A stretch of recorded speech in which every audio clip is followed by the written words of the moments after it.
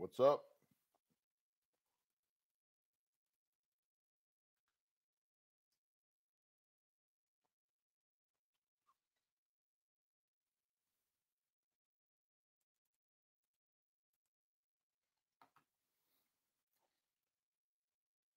Figured I'd do a live chat. Haven't done one of these in a while. Just did my just did the meet, Boss of Bosses. Pretty stoked. Very excited about my performance there. I appreciate that, man. Argentina, what's up, man? How's the weather? Daniel, thank you for that congratulatory comment. So I kind of chatted with my coach today, trying to figure out the next step, what we're going to do. And it's pretty much in the bag. I think it just doesn't take much thought for me to figure out what I'm going to do. Obviously, I want to go back to bench only and see what we can put up on bench. This is the time last year that I started training for the 700 in February. I actually didn't know that I was going to do it in February. Came off of the 661 at 266 body weight, and about a month later went to Boss of Bosses and tried to do well, I was actually going for the all-time record there. I was wanting to do 675 plus at my weight. Actually, no, I'm sorry, 702 in my weight class, and got stuck under 630 or 650. But it was about a month after the meet, so I was pretty gassed.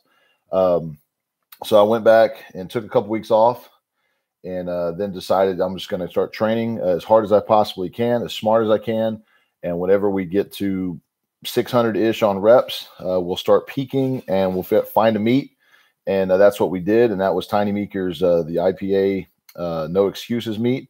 And almost got 702. So settled for 672 for a second attempt. And this is the exact same time of the year that was last year. So I think it's only appropriate for me to literally almost to the T follow the same protocol, the training cycle, everything from this point forward. And then if a meet comes up in January, February, March, maybe sooner, I don't know.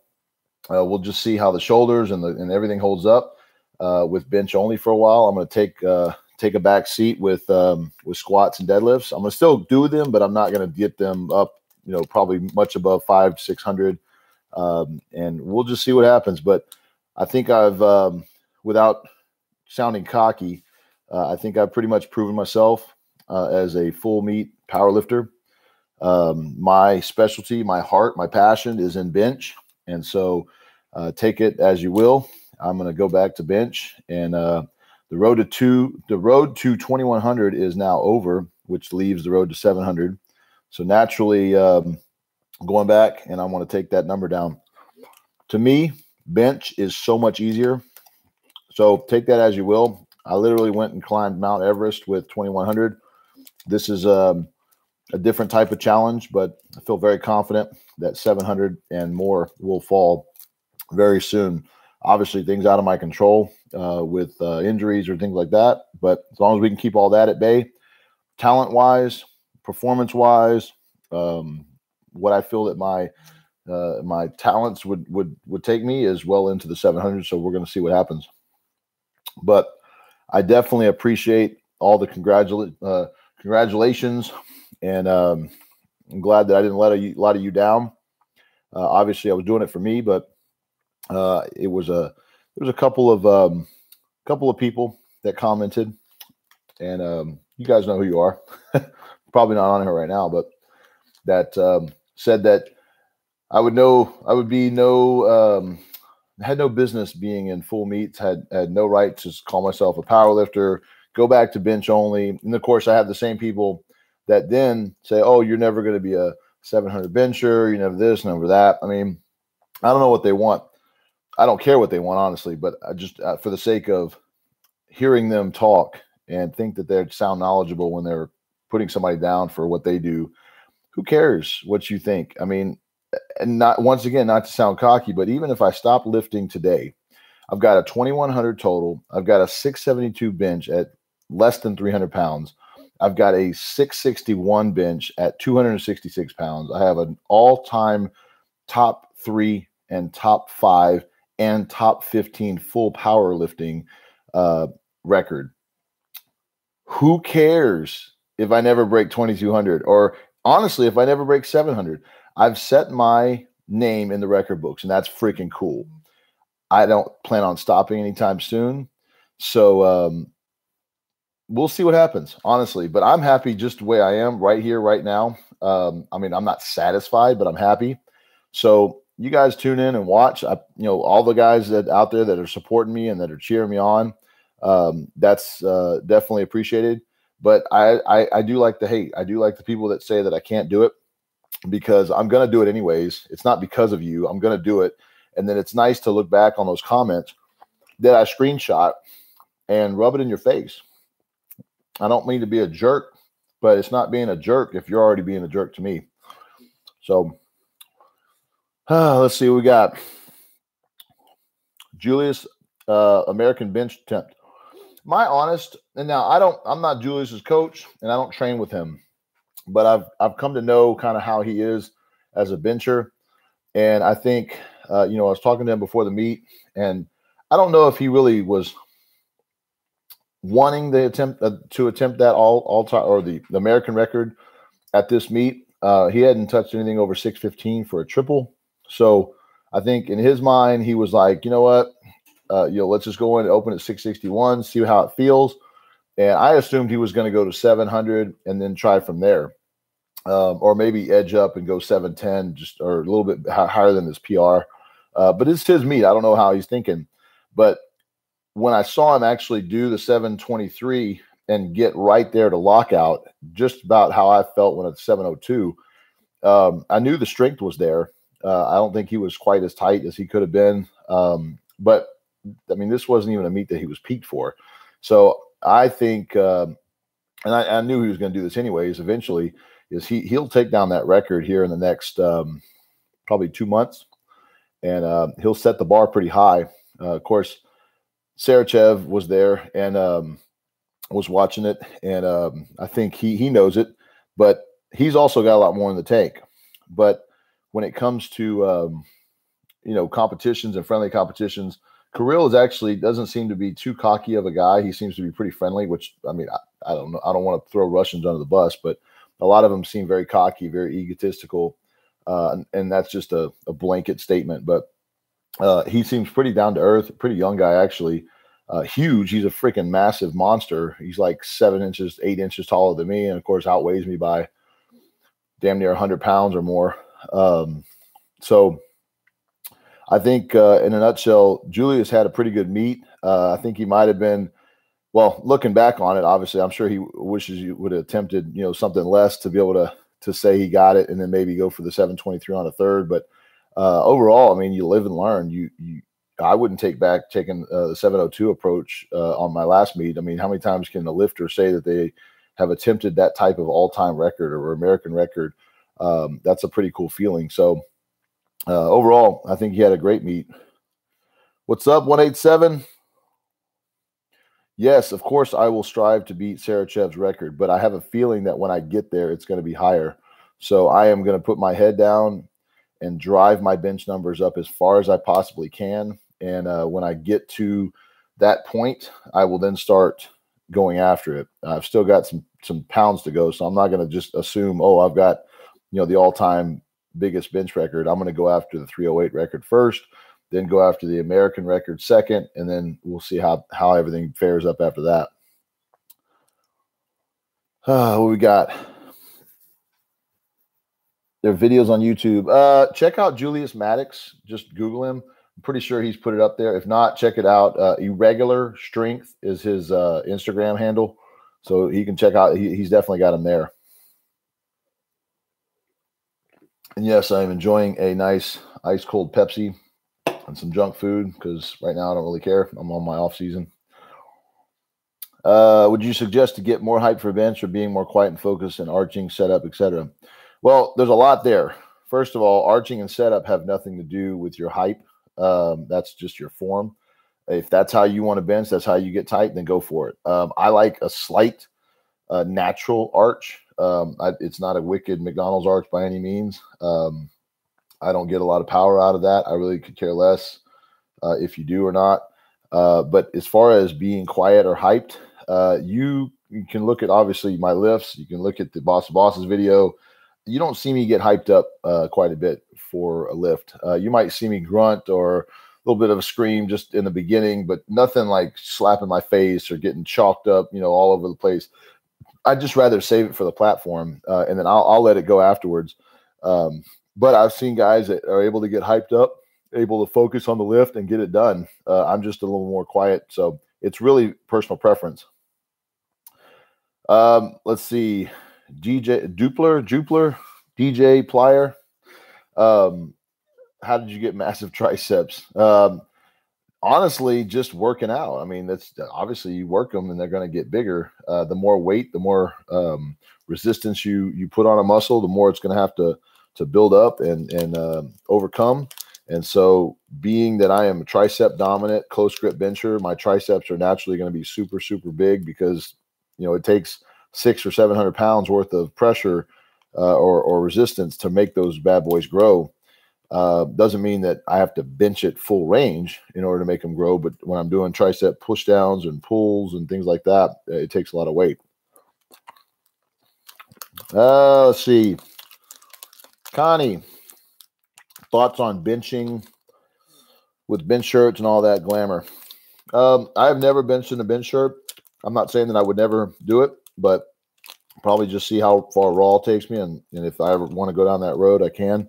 But it's a different sport, honestly. It's not the same.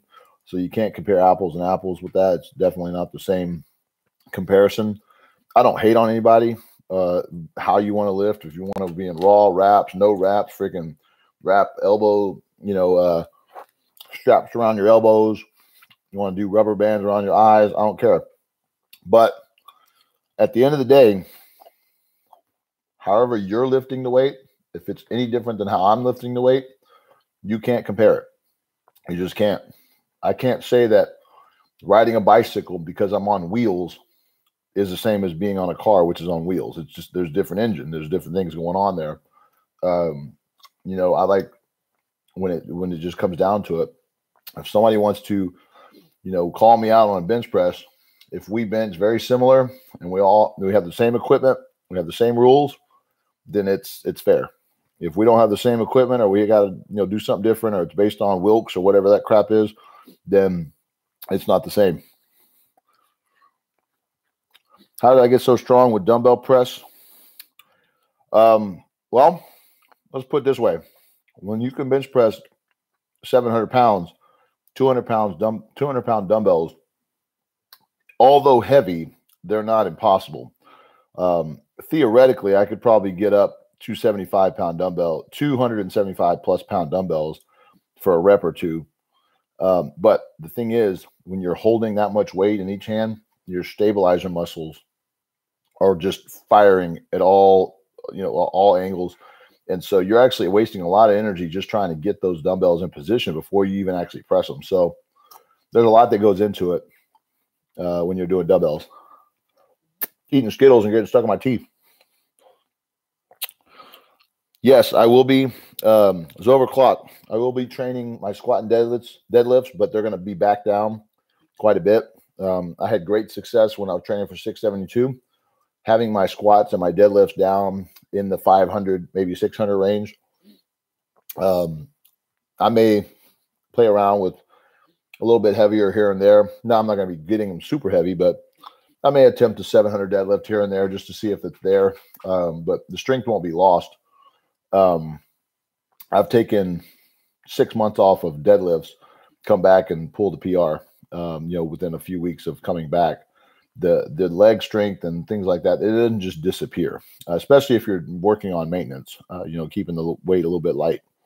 People get afraid that if they're not constantly training super heavy, that all of a sudden, whatever that, let's say you got a 315 bench and you go and do 215 for the next 6 months, that all of a sudden that's your max. No, I think you could probably come back within a few weeks once you've held, upwards of 250, 275, 300 in a couple times, you'll have your strength back very soon. There's no reason to keep your nose on the grindstone and literally hold 315 pounds every single week just to hold it and say that you can still bench it.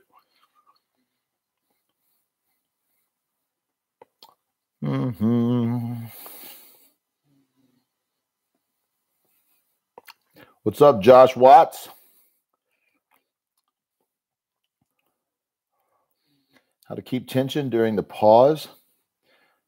I'm always feeling like I'm losing all the tension and getting crushed under the bar. Maybe lats engagement. Well, Jeremy, here's the thing. Tightness is absolutely critical. If you get loose at all during the lift, I don't care what lift it is, you are going to risk injury. What I do for bench is I will get my lats, or sorry, let me go backwards. I get my shoulders set into the bench, and that includes my lats being tight, being pulled together, scapular retraction. And once I get that set, I will basically kind of roll down into the bench. Like slowly my shoulders will come down until my butt touches the bench. I'll use my legs to actually get a tighter arch on my back. And that's when you see me kind of scooting my shoulders and my butt together as much as possible without getting just some crazy arch, but just, getting my butt enough to where my back is not flat on the bench. It's a natural arch. And then I lock my legs in a position where they're not going to move at all.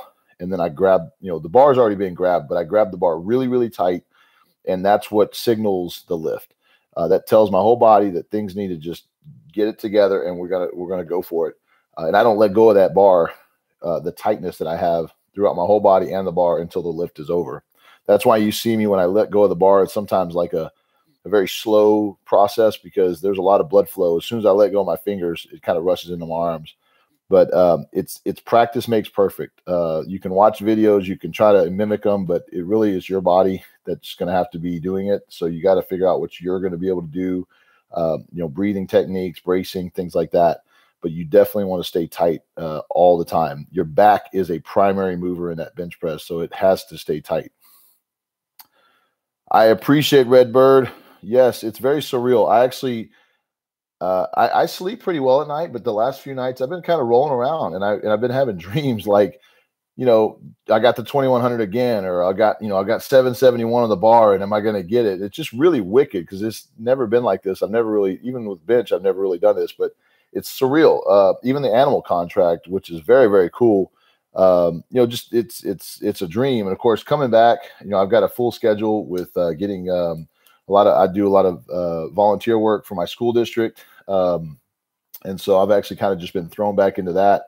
So I haven't had a lot of time to really just sit and relax and dwell and think back on the meet very much. But anytime I do, I still can't, I look in the mirror and I'm like, nah, I don't squat 700. Obviously I do. And, deadlift anywhere near 800, it's, 771. That's just, it's weird for me to think that because in my mind, I'm still a bench presser and I still am, but it's nice to be able to shut people up, and even not shut people up. It doesn't always have to be a negative thing, but, I do it for myself. But I definitely had something to prove. And I came out, I took care of it. It took me an extra meet to do it. I had a lot of haters from the last meet say, oh, well, you didn't do it at the last meet. What are you doing squatting only 600 something? You'll never be elite. I think that's put to rest now. And I don't see too many comments coming through, which I did last time I was doing a recap of telling me how crappy of a lifter I am. So we'll see. Mention again why I use a close grip bench, reworking my grip, and it feels better this way. Well, here's basically in a nutshell. I wrote it out one time just because it's easier. Exactly why I do a close grip bench. It's easier than just to tell you all the time, but I'll just pull it up here.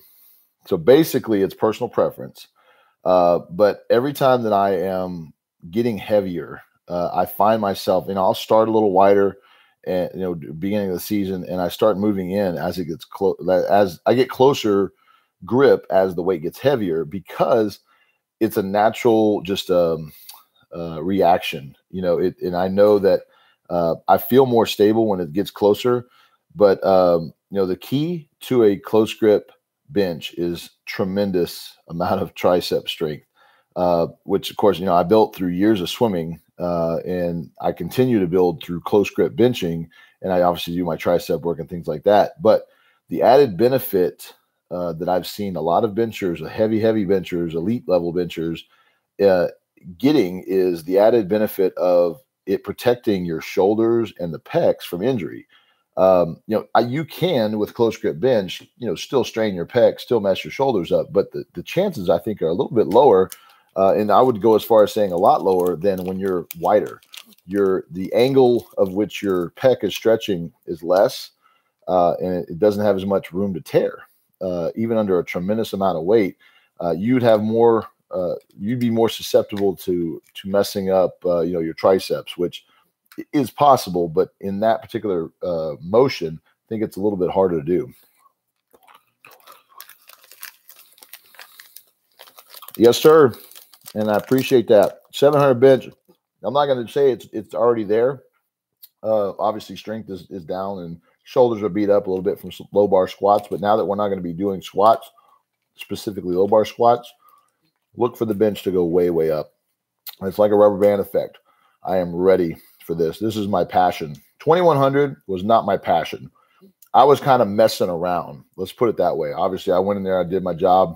I squatted what I needed to squat, deadlifted what I needed to deadlift, bench what I needed to bench to get 2100. But I didn't wake up every morning going, I have to get this 2100. I said, I'm going to take a break from bench, give myself a little kind of segue here. I'm going to put up a full total, shut a few people up, prove myself as a full power lifter, and then I'm going to go back to bench, which is my specialty, which I'm really good at, which is different. And we're going to go in for something really, really big. And I think it makes for a better story. It makes for just a better fact that I'm not pushing bench all the time and getting tired of it. I've taken literally since February off from bench-only training, which is about 8 months or so. I think I'm ready to get back to it, and I'm going to come out of the chute with a vengeance. So stay tuned. Yeah. So my celebration on that bench was, or I'm sorry, on that 771, I didn't honestly think I was going to pull it. My doubts were really, coming out. So basically, once I got it, put it down, I figured, I had to ramp that. And looking at the video, I didn't, but it was very, very close. And once I got the white lights, I just let it all out. I had achieved my goal. I got it. And jumped up and down. My back was tight, so I instantly locked up as soon as I jumped the first time, which is when I stumbled because my erectors were so tight. And then I was able to kind of get up, shook the judges' hands because that's just what I do. There's been a long day there, and it's definitely congratulating them or having them congratulate me was awesome. But as I'm running off the stage, I'm like 2100. And it finally was just like it hit me that, oh my God, that's 2100. Like, are you serious? And then as I'm walking kind of out into the back of the weight room, or basically to go back in the warm-up room, I had this need to say bench only. Yeah, right. Because everybody knows me as a bench guy, and I'm still a bench guy through and through. But I wanted to make a point that just because you're really good at one lift doesn't make you a one-trick pony. You could literally be good at whatever you want. And so you set your mind to do something, you do it. And that was, of course, I instantly called my wife, and I couldn't get her on the phone right away. I was like, there's no way I'm texting this to her, and nobody else I'm going to talk to until I talk to her. So I literally just walked out because I didn't have any teammates really there. I had a couple friends, but no teammates with me at the meet to congratulate me. And nobody honestly really cared other than me. Ultimately, I mean, there's obviously people there that care, but not that I really wanted to tell as much as my wife. So I went outside and got on the phone. I could barely breathe. I was literally coming off the lift 5 seconds after I got off the platform. And I walked outside the back, and I'm walking around emotional. And I'll say it, I was tearing up. And she finally answered the phone. I'm just like, you won't believe what just happened. She's like, calm down. I'm like, I got it. I got 2100. And she's like, good job. I knew you were going to do it. And I was just like, oh my God, I cannot believe I just freaking got 2100. Because it finally just kind of came to, I've reacted the same way I broke 600 on bench. All the hours that you put into the gym, all this blood, sweat, and tears, literally, and it's just not a cliche, all the rip calluses, all the, injury things here and there. And then when you finally achieve it, you realize just what all you put into it, and it just comes to a head. So absolutely, you're going to be pretty freaking excited about it. And that goes for any number, any goal at any level of lifting. So, all right.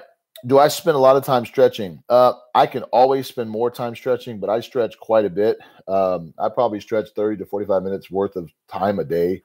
Hold on just a second, guys. My son's home. I got to let him in the door. Be right back.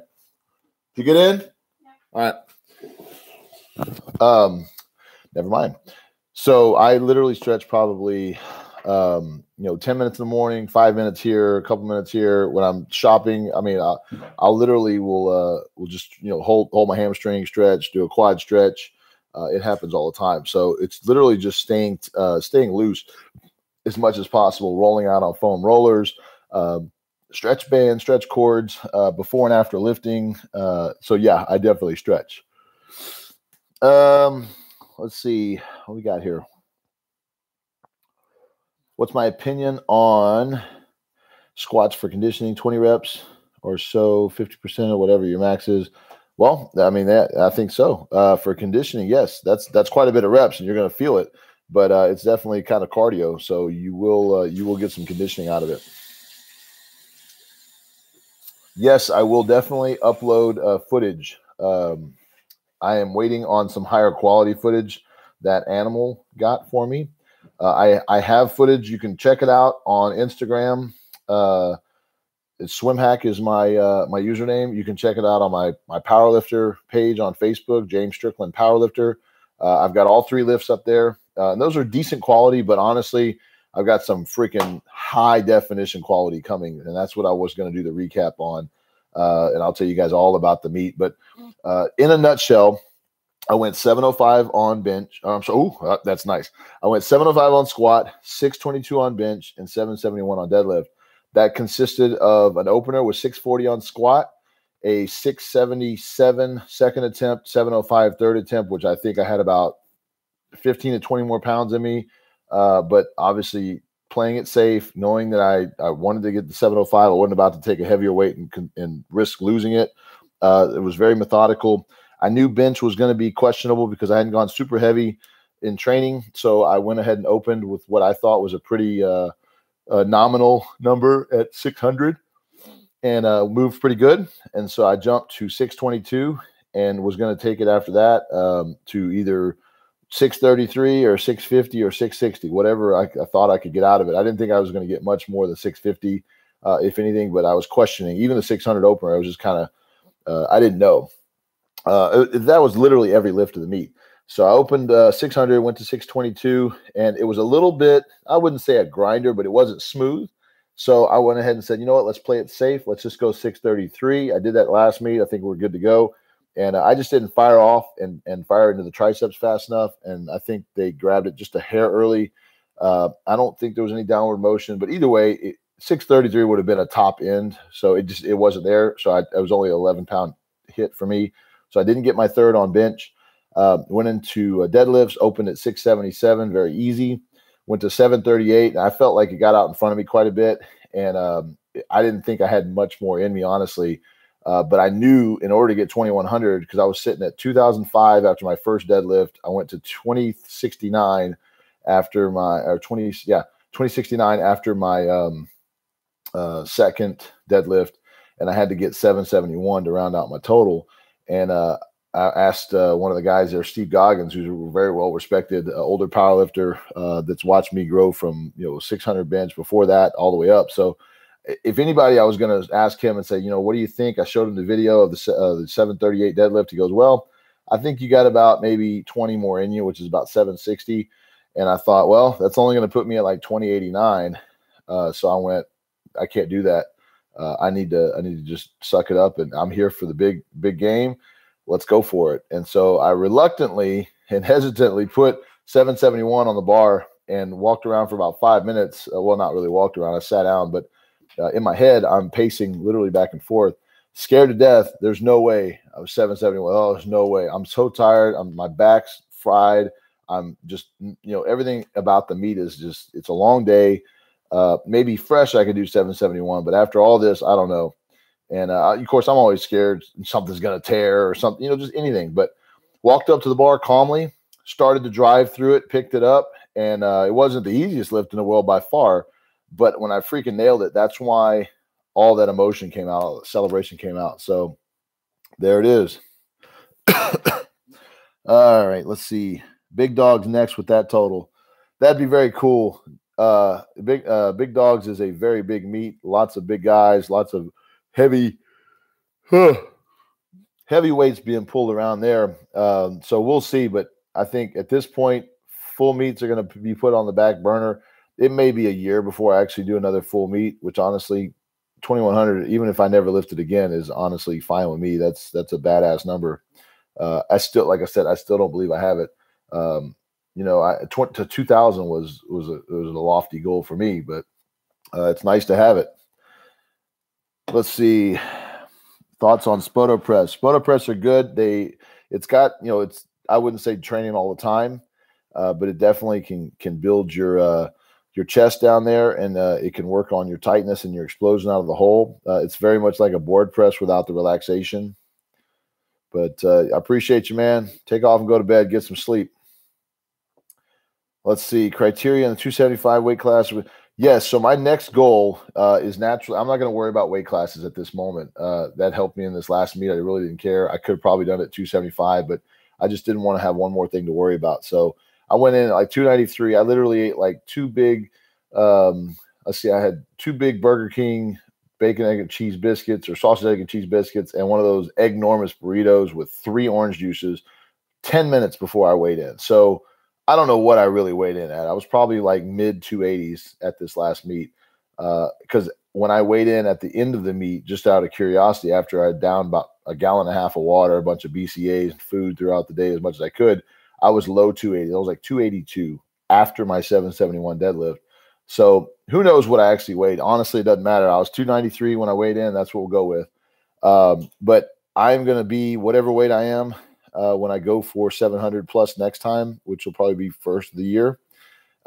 Once I get that, I probably will just keep on going, because why not?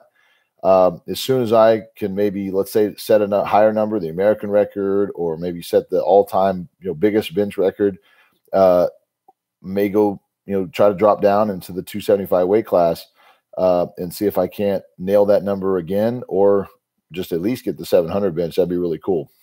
So we'll see. No set goals other than just driving that bench press up as high as I possibly can, regardless of my weight class. Now you won't see me get fat. That's for sure. It's not going to happen. But you'll see probably some extra muscle mass that I'll put on here in the next 6 months. Nothing crazy, maybe 5 pounds or something, but I won't get smaller.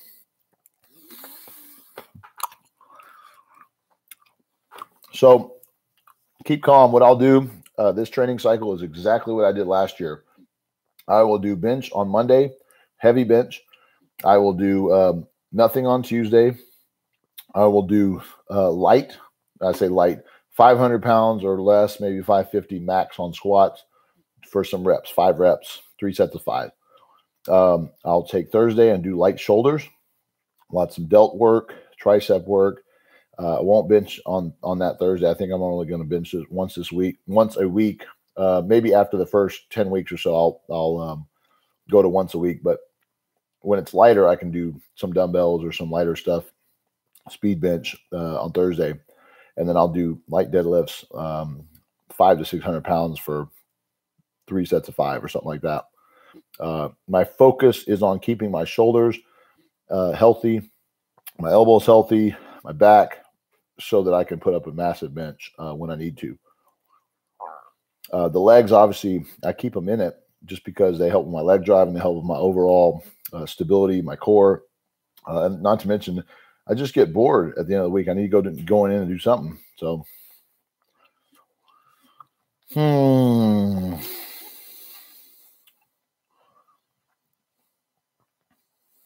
Burger King confirmed.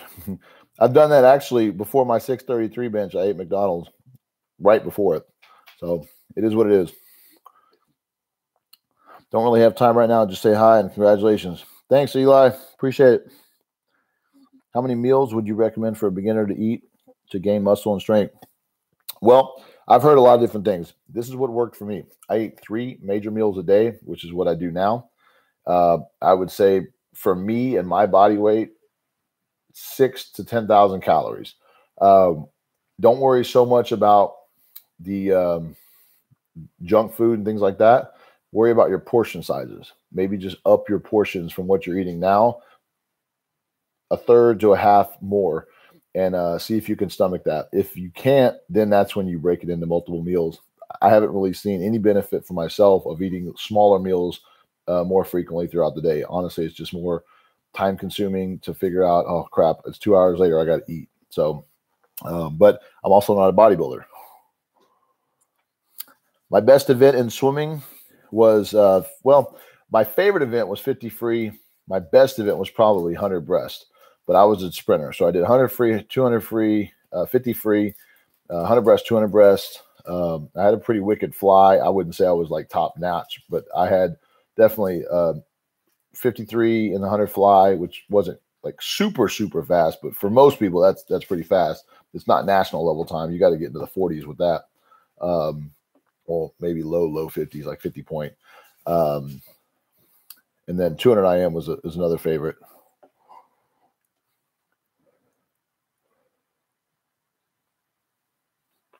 And times, actually, I'll probably go do some swimming later this week or next week, and I'll let you guys know how I do. I'll probably do 23.5 in the 50, and I'm weighing 290 pounds. I'm not going to swim any hundreds. Too much lactic acid builds up. But, I could probably do, between 23, 24 seconds. I think the one pool that I did, the meters pool, was like I did right at 24.5 last year around the same time with swimming. So I'm still fairly quick. Fly sucks right now because I don't have the shoulder mobility. I can do it, but I'm not going to be like super fast with it. And being as muscular as I am, I tighten up very, very quick. So I do a 50 and I need like 30 minutes rest. It's crazy. It's just so stupid how weird that is. But I wouldn't say it's out of shape. It is definitely not in swimming shape, but it's the lactic acid builds up and it just grips on and won't let you move. So top 3 things to do during a bulk to add as much bench strength as possible. Well, regardless of what you're doing in the bulk or a cut, the things that I would say now as far as exercises that you can do to build your bench is to bench for 1, 2 is to do weighted dips, and 3, I would do a lot of rows. If specifically, if you have to have one, because I would do multiple, then do seal rows. Those are probably the 3 major things to build your bench. Oh, sorry. I am still literally tired and tight from the meet, and it's Wednesday? So it's Sunday, Monday, Tuesday, Wednesday, 4 days, and I'm still freaking tired, but I'm coming down off of it. I think I might be able to go swim tomorrow or something. How important is rest, and how many times will you recommend to rest in between training days? Rest is more important than your freaking workout. Literally. Like if I had to say one thing is more important than workout, it's rest. If you can't rest, then don't go work out. You're going to waste your time, because here's what you're doing. You're literally, it'd be like your body needing water and you being out in the desert, and you have a week's worth of water to get you through this desert, and there's no refills in sight. It'd be like you taking the water and pouring it out at any given point in time. No matter how much you pour out, you needed that water. So now that it's gone, you can't get it back. And the only way to get it back is to fill it up. And if you don't have any way to fill it up, you're going to die. So that's the way I look at workouts. You are spending all of your energy and tearing down your muscles. You're literally tearing the muscle fibers. If you don't eat and recover, which is rest is part of eating and recovering, you're going to literally just fall apart. Your muscles aren't going to heal as fast. You're going to hurt all the time. You're going to be injured. You're not going to be able to progress. You're not going to be able to go in the weight room the next time and do what you need to do. You're going to be limited. So I would say rest minimum, and this is a very, very low end, 6 hours a night is minimum. If I don't get at least 6 hours a night, and the other thing, if I don't get at least 6 hours a night, I am just absolutely miserable. If I get 7 to 10, I am perfect, and I recover fast. I realize it's harder and it's easier said than done, but if you can do it, you will see progress very much similar to mine. I promise you, because the guys that I know that are working shift work or working full time, that can't get to the gym until late at night and they're stressed out, they don't have as much progress that I've seen statistically. There's a few anomalies, but for the most part, the guys who are able to train and eat and train and eat and train and eat, oh, of course, sleep, they do a lot better. So if you can get ideally 7 to 8 hours a night, go in and train, and you don't hit the same body part more than once in a 48-hour period of time. So in other words, if you're going to do bench on Monday, do not even think about doing bench until another 48 hours. So maybe on Wednesday. But even that, if you can wait another day and hit it maybe once every 72 hours, you're going to get that much more recovery and you'll be better. Now, it also depends on what you're doing, because specifically your question was like building the bench. Well, if you're not doing a lot of weight, you could actually go and do more frequency. So you could do 3 times a week on bench, even 4, but you need to be able to make sure that you're getting proper rest and recovery in between those in between those days that you're doing it. So you don't want to just go in the next day or 2 days later and just think, okay, I'm a little bit sore, but I'm going to go do it, and then go to failure. You want to be able to keep it lighter and work on hypertrophy and get more frequency, but you're not super heavy every single time. If you're going to be going super heavy, I would say go once a week on like that, and the rest of the time is lighter. If sushi stopped existing, what would I do? I would eat all-you-can-eat Brazilian meat. There's always an option.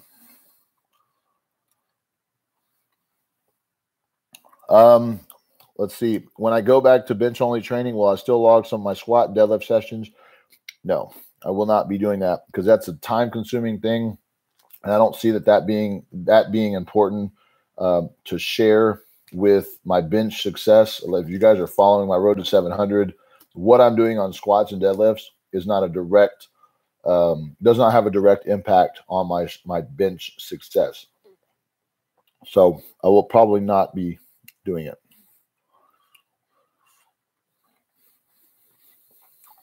Yep, you got it, Louis. Appreciate it.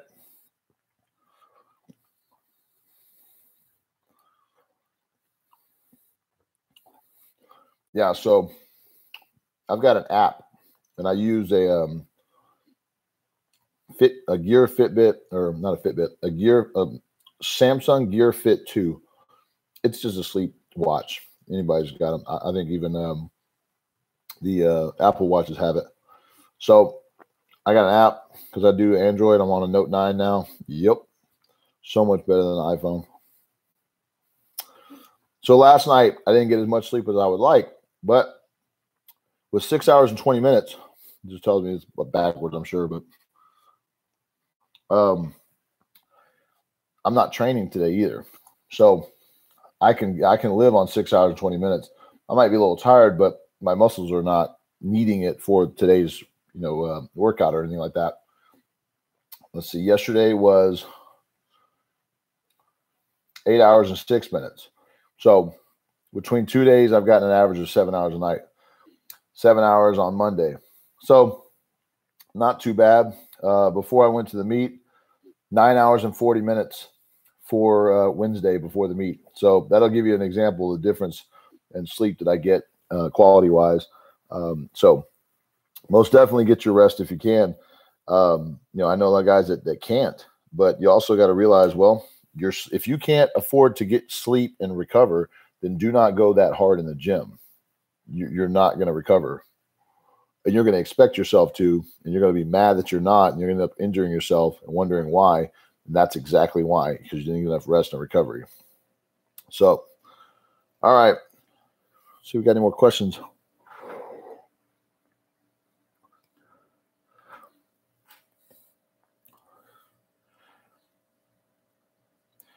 Hey, James, I've got a very good deadlift and bench numbers, but my squat is not so much due to a knee injury. In the past, what other ways can you build your legs?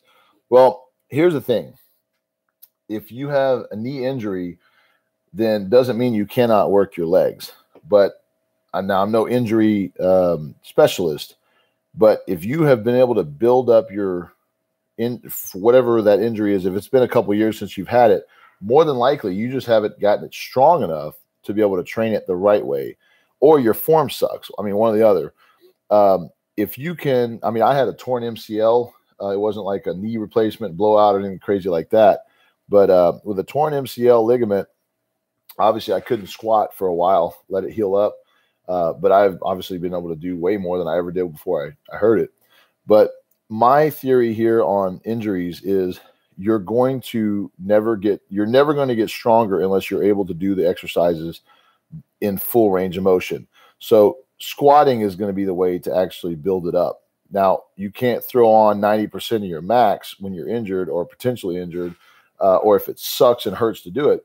There's nothing wrong with doing 135 when your old max was 315 for a set of 20, and then do a set of 18 with 140, and then do a set of 16 with 160, and just progressively get stronger, because you're going to eventually be doing reps with that 300 in full range of motion, and you're going to be fine. Now, there's some things to prevent it, like obviously wraps is a pretty major one, but you can train in knee sleeves. Obviously, you want to warm up and warm down properly. Warming down could also include icing afterwards to keep inflammation down.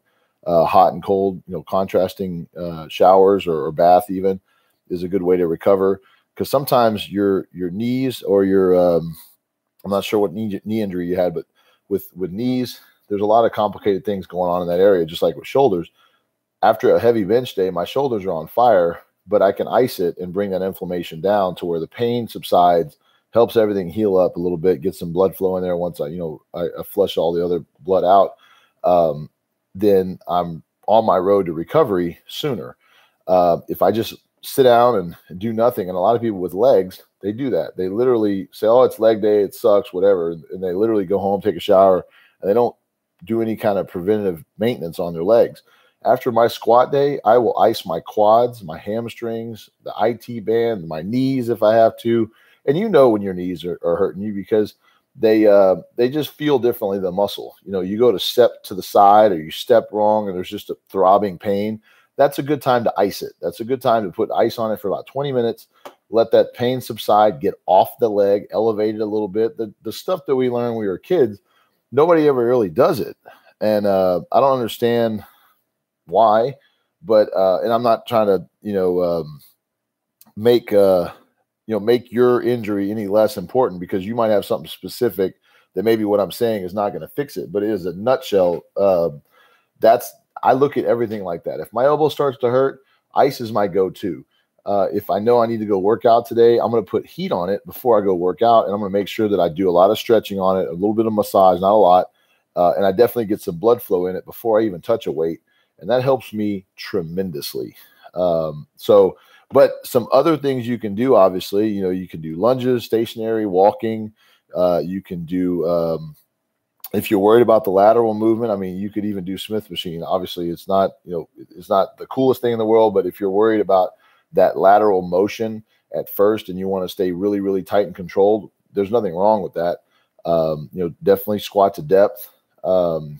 You can do a leg press. You can do single leg stuff. Obviously even deadlifts. Squatting is one of those things where you're moving your knees, but deadlift is literally not the same motion, but it's very similar. You need to be driving into the ground. You can work those two in conjunction to make yourself stronger. Hope that answered it. Let's see. Skylar, boobs or butt? I'm a butt man. Straight up hetero butt man. I didn't really start liking boobs until 18, 19 years old. Always been a butt guy. Congrats. Appreciate it, man. Let's see. James, I am 36 soon, starting to care about my health a lot. Now, what do you do to keep your fitness up? Lifting heavy is pretty good. I mean, obviously you want to work on your diet. You don't want to just be eating this is the first soda I've had all day. And it's probably not a daily thing. I actually drink a lot of water, a lot of fruit juices and things like that. Just moderate what you bring in. You don't want to be sitting there eating a bunch of grease and bad cholesterols and things like that. fried foods, all the normal stuff that is not good for you. I don't necessarily say you got to go organic or anything crazy like that. I think that's more of a personal preference, because even some of the organic stuff has got crap in it, and people just buy it because it says organic, just for the fad. But and they want to be healthy, but that doesn't mean they know what they're really taking in. But as far as if you're not working on top end strength or that 1 rep max strength, cardio is a wonderful thing. As far as keeping your heart rate up, you want to get your heart rate up maybe 130 to 160 for an extended period of time. HIIT training is good, where you kind of do some slow and then you do a little bit fast, then you come back slow. It's easier to digest that too, because instead of just going and running around the block at a full, sprint for a mile, it's easier to take, 400 yards at a time, 1 sprint, 1 walk, 1 sprint, 1 walk, just getting your heart rate up.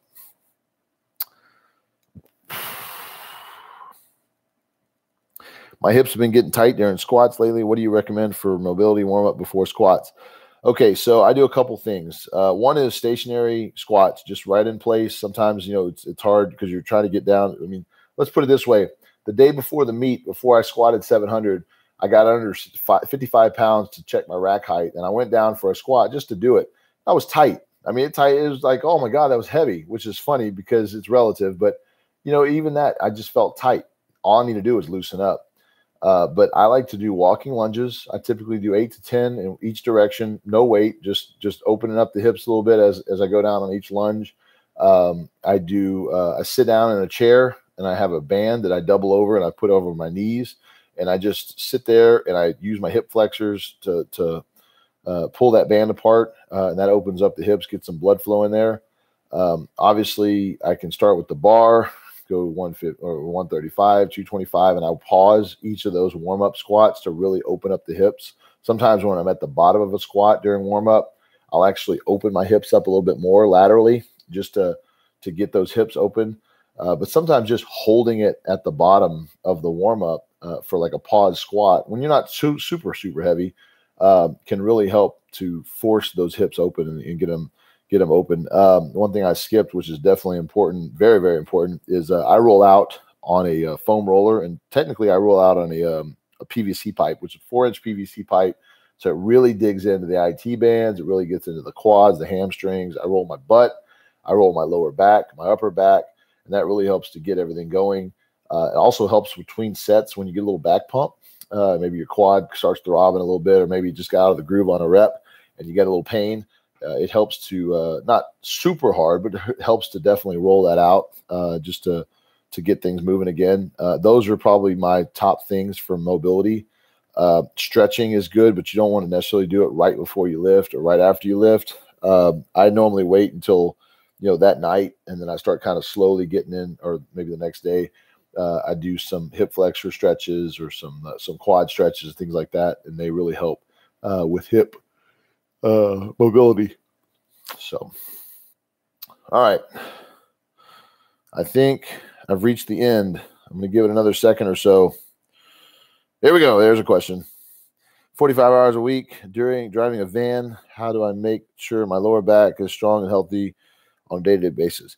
Okay, so your lower back is not going to get weak because you're driving all the time, because you're sitting. One thing that I do, and I work on a computer quite a bit, so I'm sitting a lot, or sitting on the couch, at night, whatever, is just periodically get up, stretch out, lean over, grab your toes, just maybe bend your knees a little bit and get some blood flow in there. Maybe just jog, just in place, just to get some motion. But it's specifically if you're sitting for hours and hours and hours at a time, sometimes that is not as easy just to stop. Let's say it looks like you're driving the van for hours on end, is when you get out, when you get up, don't just rush off and do your delivery or whatever you're doing in the van. Take the time to slowly get out of your chair, because sometimes you can tweak something like that. Your back gets really relaxed. But as far as when you get home, roll out your lower back. I would put heat on it, maybe before you roll it out, just to open things up. A lower back pain and lower back pump are two different things. I learned that early on, when sometimes you feel like this pain in your back. It's actually not pain necessarily. It's your back is just tight. It's pumped. And so you can roll it out a little bit, get some heat on it, and just get everything open. It releases a little bit, and it definitely lets go of some of that nerve ending that's telling you it's pain, but it's not. And you can lift through that as long as it's not super pain, and it actually helps. Sometimes just sitting down and not lifting actually makes me tighter. So I'm, later this week, I'm sure I'll be itching to get back in the gym because I'm going to start getting tight and tired just from not going to the gym. So that sometimes helps. Sometimes you just need to get some blood flow in there. Brand new to deadlifts. Advice: drive through the ground. Do not pick the weight up. Do not think that you're picking the weight off the ground. You're literally hooking your hands on it, and your hands and your arms don't move. You're pushing the world away from you as the bar comes up. That's probably my best cue for you on deadlifts. Do not round your back. That's probably the second one. Speed bench. What is your rep range? Speed bench, I like to do triples, and it's basically full range lockout, and it's no bouncing. You don't bounce. The best way to do speed bench is honestly to pause it. Pause it at the bottom, boom, hit it. Pause it at the bottom, boom, hit it. It's explosiveness every single rep. You want to act like you're literally going to throw that bar through the roof. And if you can't move the bar that fast, lighten the weight. There's no problem in being lighter. Sometimes my speed bench calls for like 500, and I just can't move it that fast, so I lower it to 405. There's nothing wrong with doing that. If you can't speed bench 225, then go 135. Speed bench doesn't matter the weight. It's how you move the weight. If it's not speed behind it, it's not speed bench. You're just pressing a weight faster than what you would probably do on a 1 rep max, and that's not a speed bench.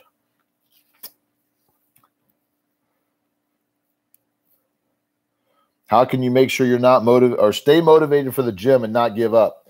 That is very personal. Some things motivate some people.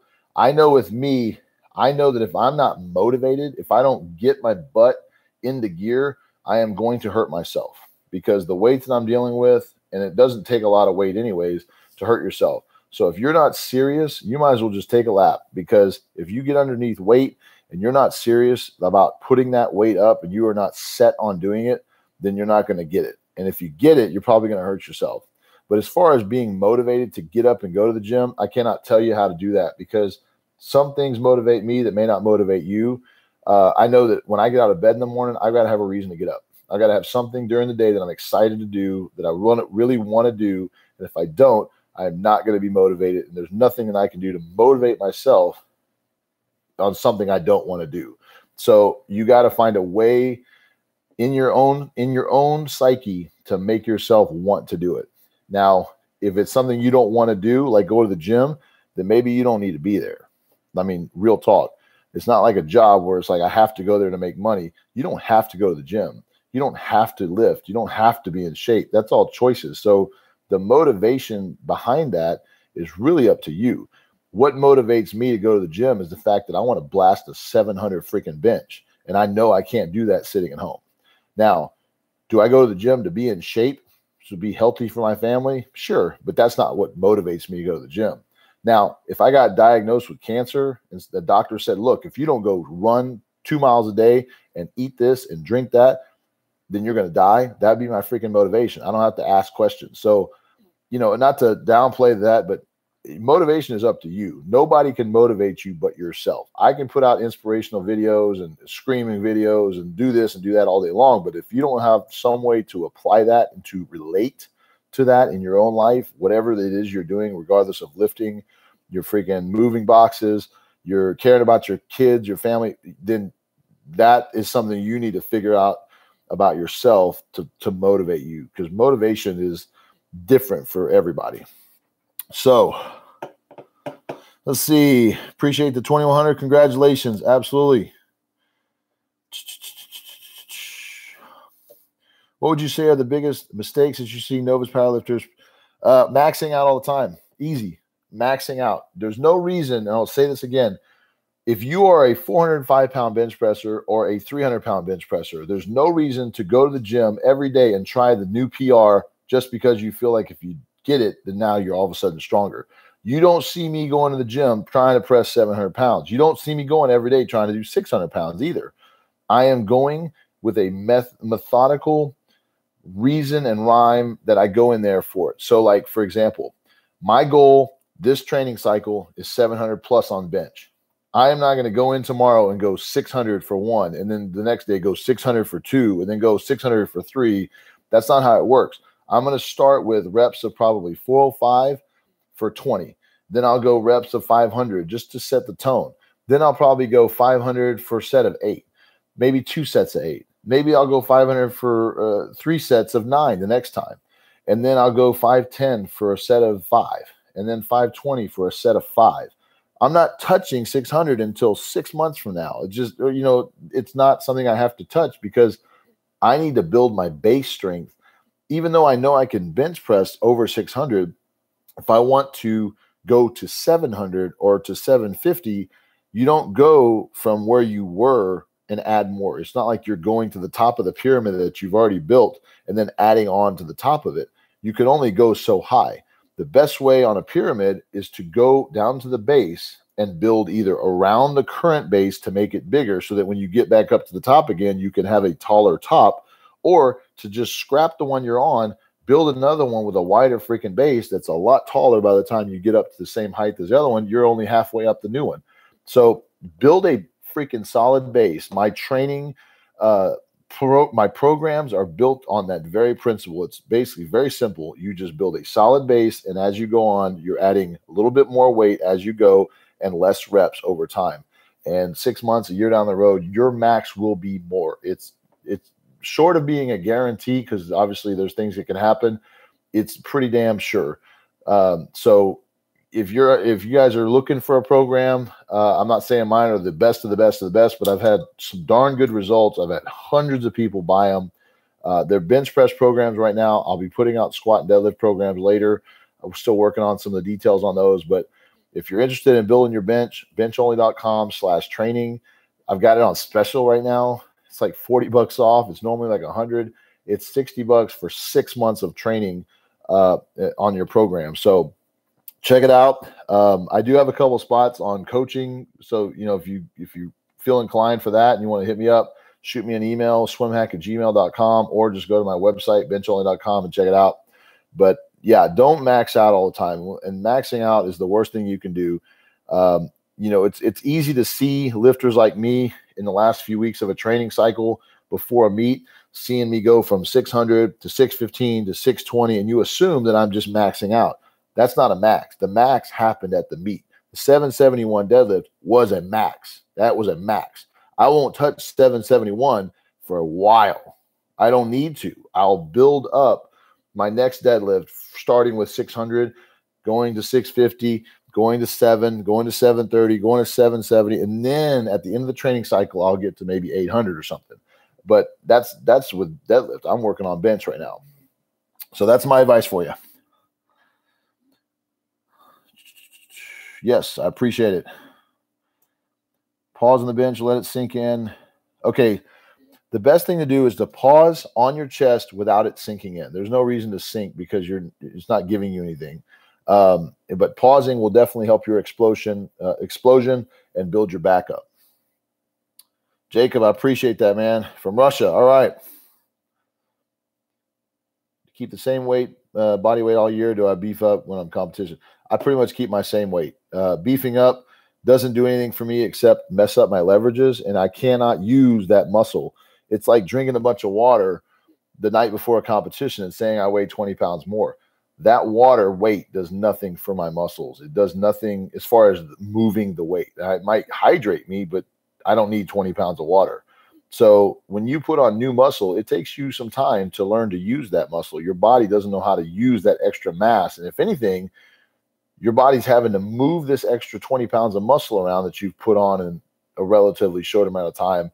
And if you haven't learned to use that muscle, it's like throwing a supercharger on a car, but not hooking it up. That weight of that supercharger is costing the car energy. It may not be that much, but it's not useful yet. As soon as you bolt it on and actually apply it and make it work, supercharger will do all the work in the world that you need it to do.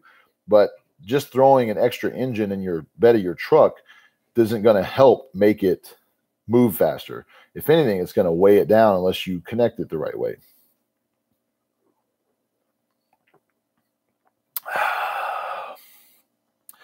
Quentin, I will post up a recap later this week. I am waiting on some very high quality footage, but if you want to see the lifts, go to my Instagram channel, instagram.com/swimhack. That's my username. It's also on my Facebook page, James Strickland Powerlifter. You can see all 3 lifts there. But later, I will post up the recap for sure. Let's see. Supersets, great for carryover for power or building a strength foundation. Yes, supersets can definitely be utilized for that. All right. I think that's about it. I'm going to end it now. I appreciate you guys tuning in, definitely. If I didn't answer your question or I skipped over it accidentally, please do not hesitate to shoot me a DM on Instagram. It's at SwimHack. Definitely shoot me an email, swimhack@gmail.com. Like I said, I've got my bench programs right now on sale for $60. I'm literally thinking I'm getting gypped here. I need to raise the price up. So I'm not sure when I'm going to do that, but stay tuned. I'm going to be putting out a deadlift and a squat program, full power. And I do have a couple of spots with coaching. So if you guys are interested, benchonly.com/coaching or /training. And then you can check it all out. But I appreciate you guys. Thanks for tuning in, and stay cool. I will see you guys on the other side probably in the next couple weeks. I'll do another live. See you.